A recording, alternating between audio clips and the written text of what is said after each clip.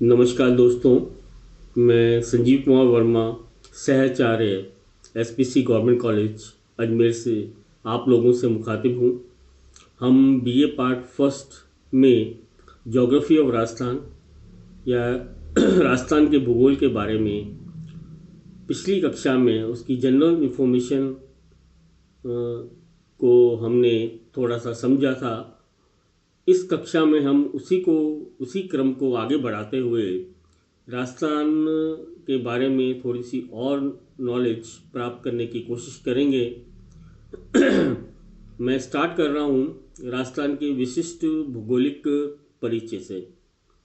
राजस्थान के भौगोलिक अध्ययन में प्रदेश की जो धरातलीय विशेषताओं से संबंधित तीन शब्दों का बहुत अधिक इस्तेमाल होता है। पहला मरु, दूसरा मेरू और तीसरा माल। ये तीनों शब्द एक विशिष्ट संबंध प्रदर्शित करते हैं। मरु जो शब्द है वो मरुस्थल को, मेरू शब्द उच्च पर्वतीय क्षेत्र को और माल शब्द पठारी भाग को इंगित करता है। अतः राजस्थान जैसे राज्य के विभिन्न या विविध भौगोलिक परिवेश को समझने हेतु इन शब्दों की एक विशिष्ट भूमिका हम यहाँ पर तैयार करते हैं। राजस्थान के मध्यवर्ती भाग में दक्षिण पश्चिम से उत्तर पूर्व की दिशा में, पूर्व एवं मध्य पूर्व में या यूँ कह लो दक्षिणीवर्ती भाग में अरावली श्रेणियाँ विस्तृत हैं। इसी ऊंचे पर्वतीय भाग को, जो राजस्थान के मध्यवर्ती पहाड़ी क्षेत्र को दर्शाता है, मेरू कहा जाता है। राज्य के मध्यवर्ती पहाड़ी भाग के पश्चिम में अर्ध शुष्क एवं मरुस्थलीय भूभाग विस्तृत है। इस प्रदेश को मरु या थार मरुस्थल के नाम से भी जाना जाता है। अरावली पहाड़ी श्रृंखला के पूर्वी भाग लहरदार निम्न पठारी व मैदानी भाग के रूप में विस्तृत है। इस क्षेत्र पर बीच बीच में अति प्राचीन संरचना के उभार या अपनति स्वरूप पाए जाते हैं। अतः ऊपरी पठारी भाग को ऊपरमाल एवं निचले भाग या अपनति या अभिनति स्वरूप के क्षेत्रों को माल खेराड़ के नाम से जाना जाता है। अतः राजस्थान राज्य के विविध भौगोलिक स्वरूपों के आधार को समझने में इन तीन शब्दों मरु, मेरू एवं माल का विशेष महत्व है। मेरू प्रदेश के पश्चिमी भूभाग तथा मध्य मरु प्रदेश के पूर्वी भागों में भौगोलिक पर्यावरण में आधारभूत विषमता होने से दोनों प्रदेशों, मरु प्रदेश एवं माल प्रदेश में अर्थतंत्र, जनसंख्या का बसाव, विकास की प्रक्रिया पूर्ण रूप से भिन्न मिलती है। क्योंकि राज्य के पूर्वी एवं दक्षिणी पूर्वी भाग जहाँ अधिक उपजाऊ मिट्टी, अच्छी वर्षा, आर्द्र व दूसरी परिस्थितियाँ विकसित हैं, वहीं मरु प्रदेश के क्षेत्र शुष्क व विशेष उष्ण जलवायु वाले, कम वर्षा वाले, पशुपालन तथा जल की उपलब्धता से प्रभावित होते हैं। इस प्रकार मेरू प्रदेश के दोनों ओर के प्रदेश में प्राकृतिक, आर्थिक, मानवीय एवं आधारभूत सुविधाओं की दृष्टि से विषमता परिलक्षित होती है, जिससे उनका अर्थतंत्र एवं विकास भी प्रभावित रहा है या रहेगा। अब हम कुछ राजस्थान की जो विशिष्ट सांस्कृतिक इकाइयां हैं उनके विविध नामों के बारे में चर्चा कर लेते हैं। राजस्थान में विविध भौगोलिक स्वरूपों के परिणाम स्वरूप राज्य के विभिन्न क्षेत्रों में विभिन्न प्रकार की बोलियां बोली जाती हैं। इसी प्रकार लोगों की वेशभूषा, रीति रिवाज आदि में भी विषमता देखने को मिलती है। मानवीय अधिवासों में मकानों की बनावट शैली में भी अंतर मिलता है। इस प्रकार राजस्थान ऐसी विविध सांस्कृतिक उप इकाइयों अथवा लघु प्रदेशों में विभक्त होता है, जिससे विशेष क्षेत्रीय सांस्कृतिक स्वरूप एवं परंपराएं परिलक्षित होती हैं। ध्यान रहे कि इस सांस्कृतिक उप इकाइयों अथवा लघु क्षेत्रों की सीमाओं के निर्धारण में राज्य के भौतिक लक्षणों की समानता का आधार प्रमुख रहा है, जिसके परिणाम स्वरूप इसकी सीमाएं विशिष्टता लिए हुए है। इन क्षेत्रों को राज्य में विभिन्न स्थलीय नामों से पुकारा जाता है, जो उस क्षेत्र के परिचयात्मक लक्षणों को भी प्रतिनिधित्व करती है। इसमें हम पहला प्रदेश लेते हैं मेवात। इसके अंतर्गत अलवर, भरतपुर, धौलपुर एवं करौली का पूर्वी भाग एवं चंबल के बीहड़ क्षेत्र सम्मिलित किए जाते हैं। इसे मत्स्य प्रदेश भी कहते हैं।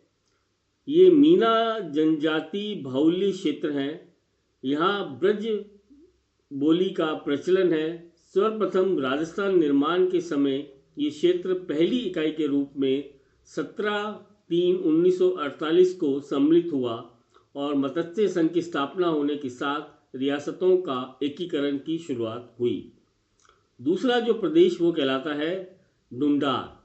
इस क्षेत्र के अंतर्गत जयपुर रियासतों का अधिकांश भाग अर्थात जयपुर, पश्चिमी सवाईमाधोपुर व उत्तरी टोंक आदि सम्मिलित किए जाते हैं।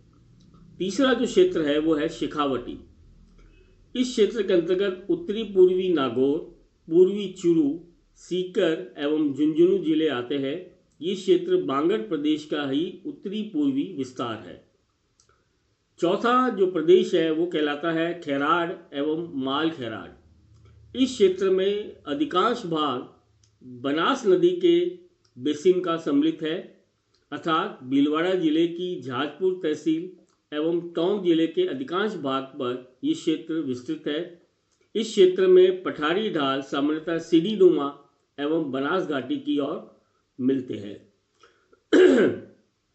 ध्यान रहे कि ऊपरमाल के भूभाग तथा खेराड़ के भूभाग सम्मिलित रूप से माल खेराड़ के नाम से जाने जाते हैं। अगला जो भाग है वो कहलाता है ऊपरमाल। भीलवाड़ा जिले का मध्य व पूर्वी भाग, जिला चित्तौड़गढ़ की भैंसरोड़गढ़ तहसील एवं बूंदी जिले के पश्चिमी भाग पर ये विस्तृत है। आंध्र प्रदेश होने के कारण कृषि की दृष्टि से ये बहुत महत्वपूर्ण है। अगला जो भाग है वो कहलाता है हाड़ौती का पठार। इस लघु प्रदेश के अंतर्गत बूंदी, कोटा, झालावाड़ व बारां जिले सम्मिलित किए जाते हैं। मालवा पठार का ऊपरी विस्तार जहाँ हाड़ा वंशजों का राज्य रहा, हाड़ौती के पठार के नाम से पुकारा जाने लगा। अगला जो भाग है वो कहलाता है छप्पन का मैदान। इस क्षेत्र में डूंगरपुर, बांसवाड़ा जिलों का जयसंबंध से दक्षिणावर्ती संप्राय क्षेत्र सम्मिलित किया जाता है।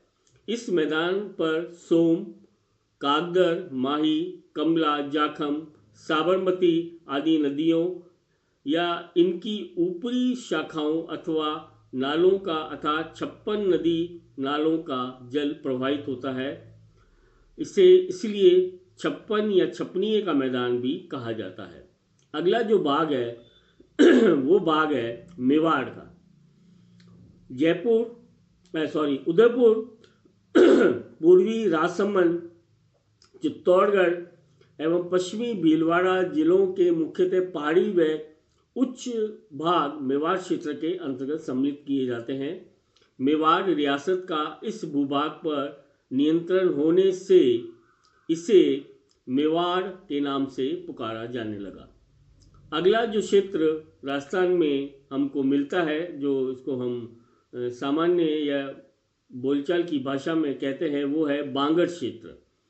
दक्षिणी राजस्थान के गुजरात की सीमा के समस्त भूभाग में राजस्थानी एवं गुजराती का मिश्रित रूप एवं डिंगल भाषा का प्रचलन होने के कारण इसे बागड़ी या आदिवासी क्षेत्र की बिगाड़ी अथवा बागड़ भाषा का क्षेत्र भी कहते हैं। इस क्षेत्र के अंतर्गत डूंगरपुर और बांसवाड़ा के अंतर्राष्ट्रीय सीमा क्षेत्र सम्मिलित किए जाते हैं।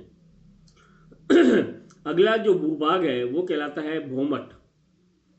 इस क्षेत्र के अंतर्गत डूंगरपुर, पूर्वी सिरोही, उदयपुर जिलों का अरावली पर्वतीय अगम्य क्षेत्र सम्मिलित किया जाता है।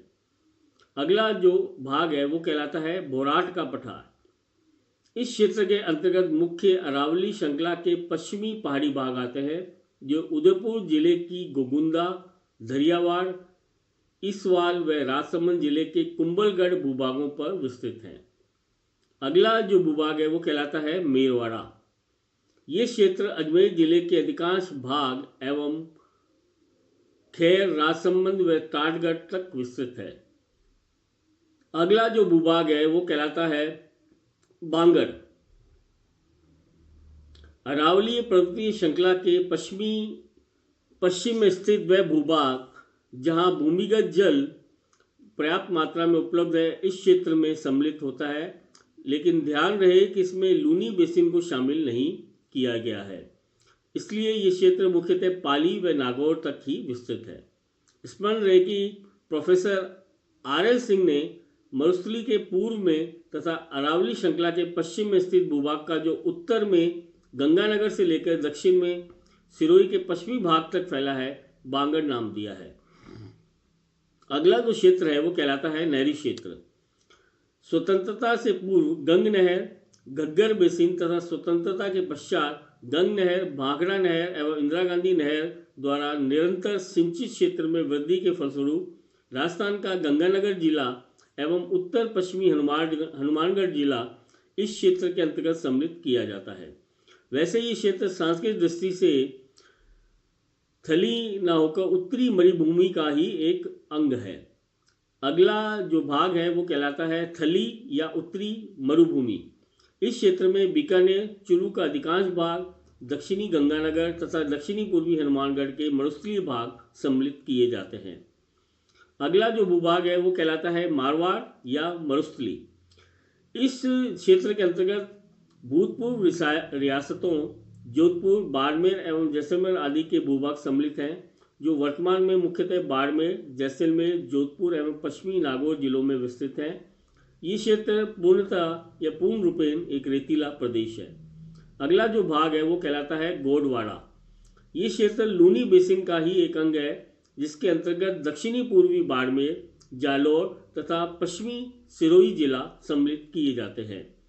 अगला जो भूभाग है वो कहलाता है अर्बूद। इसमें दक्षिणी पूर्वी सिरोही का आबू पर्वत खंड मुख्यतः सम्मिलित होता है। और लास्ट भूभाग जो स्थानीय भाषा में कहा जाता है गिरवा, उदयपुर के चारों ओर पहाड़ियां होने से इस क्षेत्र को गिरवा के नाम से पुकारा जाता था।